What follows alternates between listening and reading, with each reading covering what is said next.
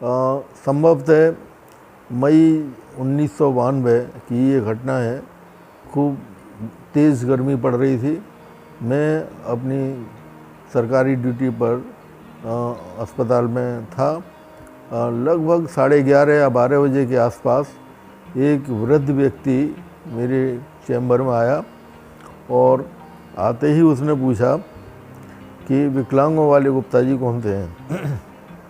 मैंने कहा मैं ही हूँ, बताइए बाबा क्या सेवा कर सकता हूँ। उसने कहा कि मेरा नाम सूखा है, मेरी घरवाली है, 2 बच्चे हैं, 2 लड़के हैं और मेरी उम्र 75 साल है। साथ में ही उसने बताया कि मैं अनपढ़ हूँ, मुझे आँखों से दिखता नहीं है, बहुत गरीब हूँ और मेरे दोनों हाथ कटे हुए हैं। मैंने पूछा बाबा क्या सेवा मैं कर सकता हूँ, तो उसका सीधा सा सपाट जवाब था कि मोही कछु काम दिब्बा दो। अचानक उसने जब ये बात रखी तो सबसे पहला जो मेरे मन में बात आई वो ये कि या तो ये व्यक्ति बहुत सीधा है या बहुत ज़्यादा चालाक है, क्योंकि उसको सारा कुछ अपने बारे में ज्ञान है। अनपढ़ है, दिखता है नहीं, पढ़ा लिखा है नहीं, दोनों हाथ कटे हुए हैं और किसी काम की बात कर रहा है। मैंने बहुत सहजता से और बिल्कुल कोई उस पर गंभीरता न दिखाते हुए उससे कहा बाबा ठीक है, आप 1 हफ्ते बाद मुझसे मिलिएगा, मैं कोशिश करूँगा। ठीक 1 हफ्ते बाद वो मेरे सामने फिर आ गया और उसका सीधा पहला ही बात था बाबूजी काम। चूँकि हमने शुरू में उसको गंभीरता से नहीं लिया तो हमने फिर भी मुझे विश्वास नहीं हुआ कि आदमी वास्तव में गंभीर है जो कह रहा है उसके प्रति। मैंने उससे फिर कहा कि बाबा ऐसा है कि कोशिश शुरू की है हमने, अभी आप 15 दिन बाद आइएगा।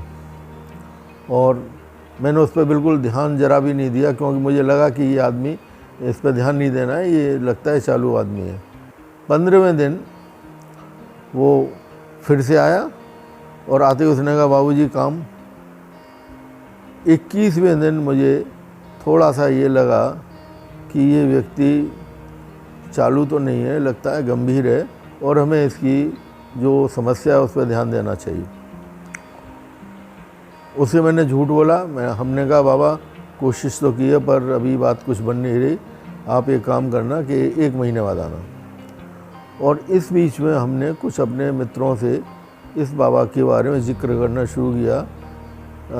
मेरे ख्याल से उस 1 महीने में 50-100 लोगों से तो हमने बात की होगी।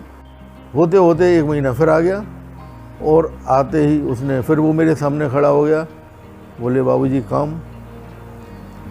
तो मुझे थोड़ी सी अपने ऊपर झुंझलाहट आई कि हम इसकी बात पर ध्यान क्यों नहीं दे रहे हैं। उसका जो प्रकरण था वो अपने आप में ठीक था, क्योंकि वो हमसे न तो पैसे मांग रहा था, न रहने के लिए कोई जगह मांग रहा था, न कपड़े मांग रहा था, न भोजन मांग रहा था और एक विकलांग तो था ही।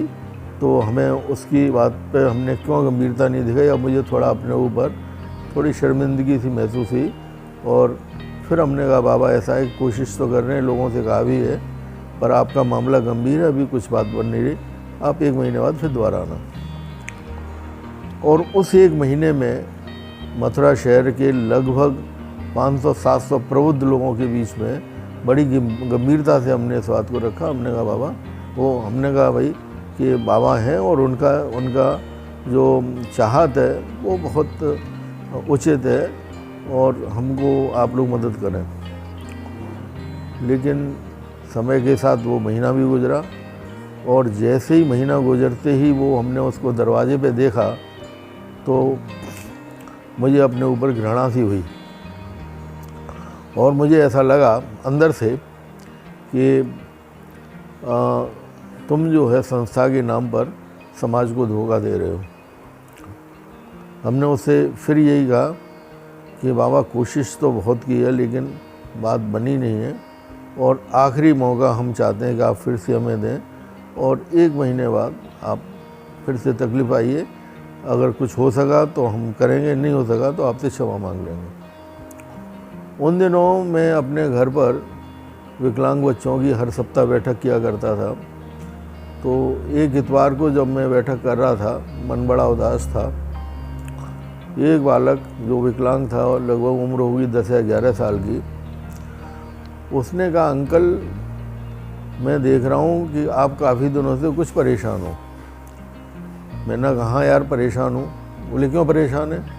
हमने वो सारी कहानी उसको बताई। हमने कहा एक बाबा जान को पड़ गए हैं और जब बुलाते हैं तो ठीक उसी दिन आ जाते हैं और फिर उन्हें केवल उनकी चाहती है कि हमें कोई काम दिलवा दो। इतना स्वाभिमानी व्यक्ति है वो, और किसी चीज़ की उसने आज तक कोई हमारे सामने मांग रखी ही नहीं। और हमको बड़ी तकलीफ़ है कि वो संस्था उनके लिए कुछ नहीं कर पा रही। तो उस बालक ने एकदम पूरी कहानी सुनते ही उसने कहा, अंकल उनके लिए तो काम बहुत आसान है। तो फिर से अंत्य प्रेरणा हुई, लगता है ये भी पागल है। हम करीब 1500 लोगों से बात कर चुके, समाधान नहीं निकला। और ये बगैर इसने टाइम गवाई कहा कि बहुत आसान है। हमने क्या आसान है बताना ज़रा। उस बालक ने कहा कि अंकल ये मथुरा और वृंदावन मंदिरों का शहर है। हमने कहा है। आप इसमें एक मंदिर ऐसा तलाश करिए जहाँ पर कि बाहर से 10-15 हज़ार यात्री प्रतिदिन जरूर आते हों, ठीक है। फिर उसने उस मंदिर में वो जगह तलाश करिए जहाँ से वो 15,000 व्यक्ति ज़रूर उस स्थान से पास होते हों ना, ठीक है। उसमें फिर आगे उसने कहा अंकल बहुत आसान है, आप एक वेइंग मशीन लीजिए और वेइंग मशीन लेकर के उसको बिठा दीजिए, ऊपर एक जैसे रेस्टोरेंट में छाता होता है वैसा छाता लगा दीजिए, पीछे एक फ्लैक्स पे उसकी पूरी राम कहानी लिख दीजिए जो उसने बताई है, और लास्ट में लिखिए कि आप अपना वजन लीजिए और 50 पैसे उस गुल्लक में डालिए। उसको काम मिल गया।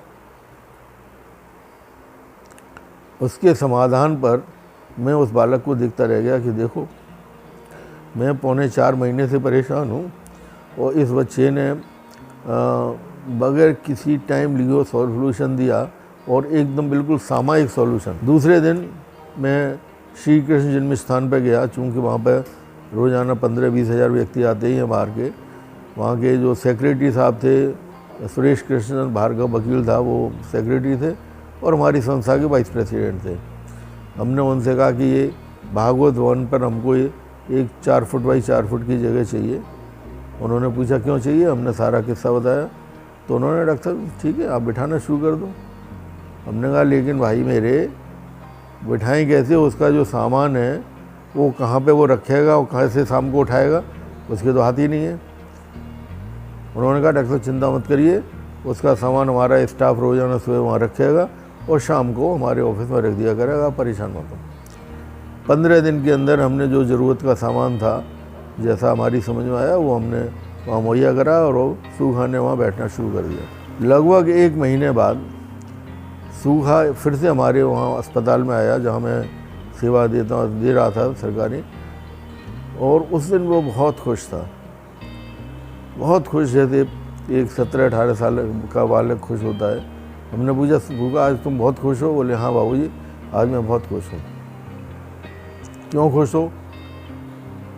तो उसने कहा कि बाबूजी आज मैं अपनी कमाई से अपनी घरवाली के लिए साड़ी ले जा रहा हूँ।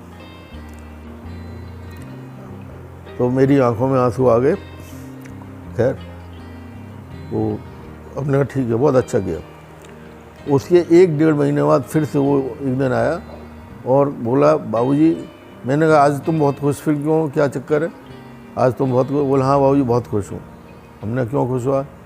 आज बाबूजी मेरी आमदनी 300 रुपये हुई है। हमने कहा सूखा ऐसा है कि कल हम बैंक में खाता खुला देंगे, उसमें 10 रुपये रोज़ाना जमा करना। जब 5,000 रुपये तुम्हारे जमा हो जाएंगे तो एक मशीन ऐसी ला देंगे जिसमें वजन और लंबाई दोनों एक साथ आ जाएंगे, तुम्हारी आमदनी दुगनी होगी। तो ठीक है बाबूजी कल ही खुलवाओ। नेक्स्ट डे हम उसको जन्म स्थान में कनारा बैंक की ब्रांच थी, सूखा को वहाँ लेके गए और हमने मैनेजर, चूँकि वहाँ सब परिचित थे, सब जानते ही थे, तो हमने कहा खाता खोलो भाई, इसका ये 10 रुपये रोज़ जमा करेंगे। फॉर्म हम सब भर गया तो मैनेजर बोला डॉक्टर साहब इसका खाता कैसे खुलेगा? हमने क्यों? बोले ये दस्तखत कर नहीं सकते और अंगूठा है नहीं, कैसे खुलेगा? हमने कहा भाई खाता तो इसका खुलेगा, इसका ये अधिकार है, कैसे खुलेगा ये बताओ। बोले डॉक्टर नहीं खुल पाएगा।